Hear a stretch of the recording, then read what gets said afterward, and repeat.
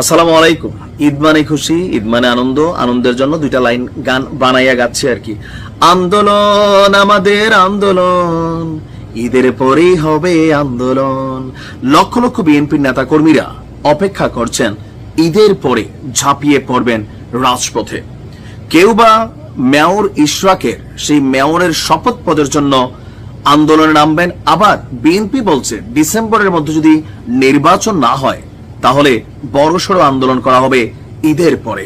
তো আগামী নির্বাচনের আগে আর একটা ঈদ আছে, সেটা হচ্ছে 2026-এ রমজানের ঈদ। তো ওই পর্যন্ত তো বিএনপি অপেক্ষা করবে না। ডিসেম্বরের আগে এটাই ছিল শেষ ঈদ, এবং কি ঈদের পরে আন্দোলন, এই কথাটা অনেকটা ট্রলিং হিসাবেও বিএনপির জন্য ব্যবহৃত হচ্ছিল।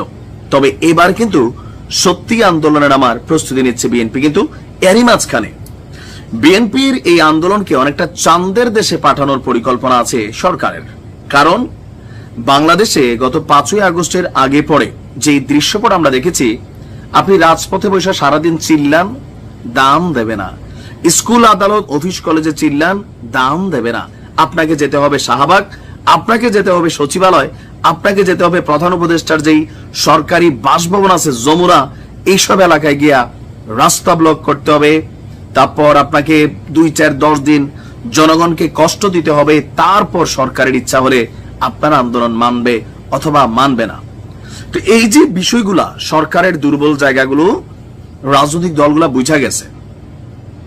এখন এই যে ঈদের পরে যে আন্দোলনের প্রেক্ষাপট বিএনপি তৈরি করছে, সে আন্দোলনের আগেই সরকার এক প্রজ্ঞাপন জারি করেছে আমাদের আইন শৃঙ্খলা বাহিনী পুলিশের মাধ্যমে।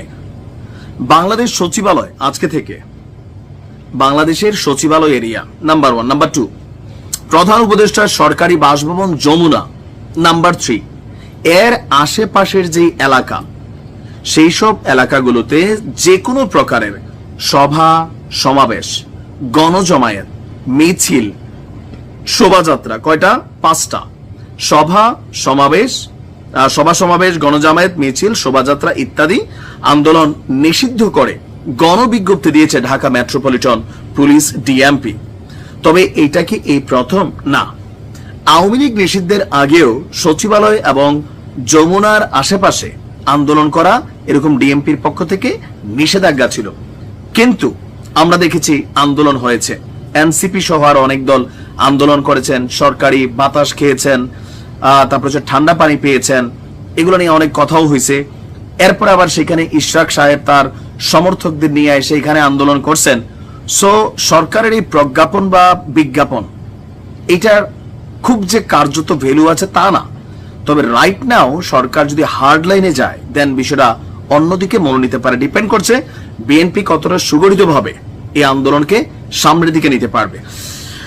আপনার ডিএমপি কমিশনার শেখ মোহাম্মদ সাজ্জাদ আলী স্বাক্ষরিত এক গণবিজ্ঞপ্তিতে এই নির্দেশনাটা দেওয়া হয়েছিল। 4 জুন প্রকাশিত হয়েছে, গতকালকে 8 জুন।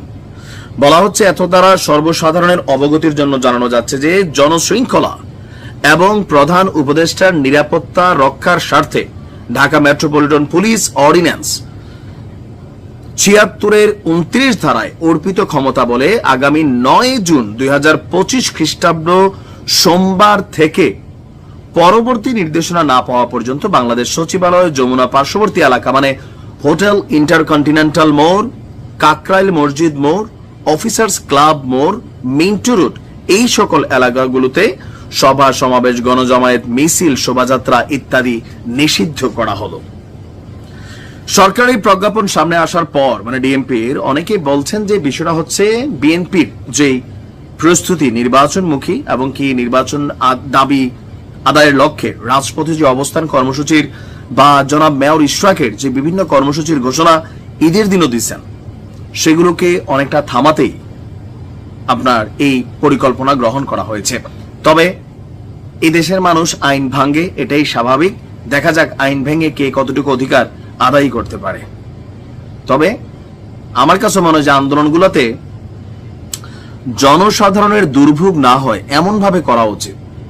রাস্তাঘাট বন্ধ করে, কিন্তু কি করবে, ওই যে রাজপথে না নামলে দাবি আদায় হয় না, এটা একটা ইস্যু হয়ে গেছে। দেখা যাক কি হয়। ভালো থাকুন।